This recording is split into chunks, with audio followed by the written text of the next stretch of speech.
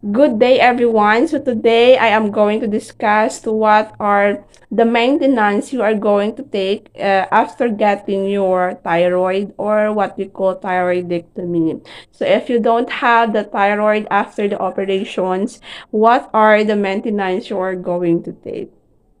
But before that, may I request to please support my YouTube channel by clicking the subscribe button.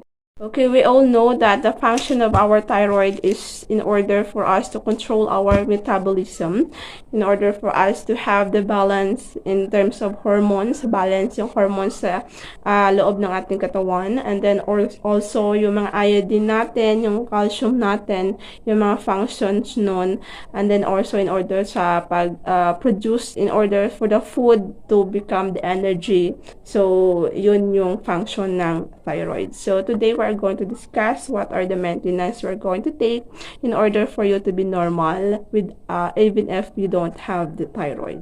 We have here the Caltrate Plus. So, we have here the Caltrate Plus.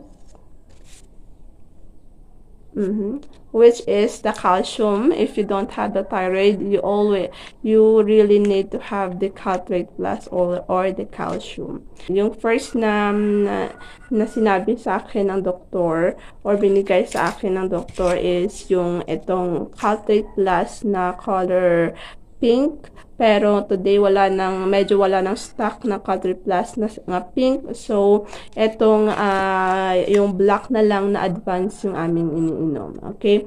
So, yung price nito is nagkakalaga ito ng 9 pesos. So, and then yung pag inom mo naman ito is yung 2 times a day. Merong iba na once a day lang, pero yung sa akin is 2 times a day kasi merong kapag kulang yung calcium mo, which is nagka-cramps ka, nagkakamanhid yung katawan mo, and then minsan wala ka ng control sa bones mo, and then nanghihina ka na. So yun yung kailangan mo yung Caltrate Plus. Okay, so or yung calcium sa ating katawan if you don't have the thyroid. Next naman is this is the most important one, which is you need to have the levothyroxine.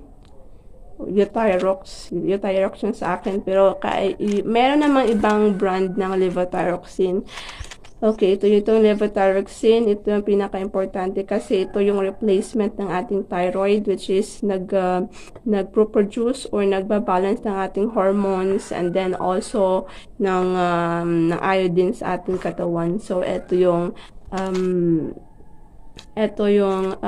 levothyroxine, which is nagko-cost ito ng 15 pesos each tablet. Ito, nagko-cost ito ng 9 pesos each tablet. So, what are the side effects of this?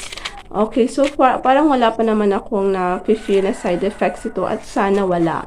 Okay, so yung ano lang nito, and also ito parang wala din naman. Pero sabi ng iba na kailangan uminom ka lang ng maraming tubig in order for you na para hindi maapektuhan yung ibang organs mo, like for example, yung kidney mo. What are the functions? Yes, of thyroid, or this one is for your hormones, and then for your replacement, so for your thyroid, and also for the balance of your iodine in your body. What could be the effect if you stop taking this maintenance? Okay, so as what I have said, it is lifetime. So lifetime yung pag-inom nito. If you don't have thyroid, di ba, lifetime na din wala kang thyroid. So meaning lifetime na din na iinom ka ng dalawang maintenance na ito. Kapag nag-stop ka, like for example, ito, magda-down na din yung functions ng yung mga energy mo, magda-down na din yung hormones mo, magiging abnormal na din, hindi na magiging normal. And then also this one, yung Caltrate Plus, feeling ko ito yung pinaka-importante sa akin kasi yung Caltrate Plus, kapag hindi ka uminom nito, yung bone mo talaga is manghihina ka, and then also magka-cramps ka always. Pag hindi mo nga ininom ito or kulang yung calcium mo, ay nagka-cramps ka na o namamanhid ka na, and then hindi mo na makokontrol yung bone mo. Minsan gumaganto-ganto yung bone mo, ganyan, hindi mo na yung makukontrol kasi kulang ka sa calcium. So that is all about the maintenance that I am taking, and you are going to take if you don't have the thyroid, or you undergone the thyroidectomy.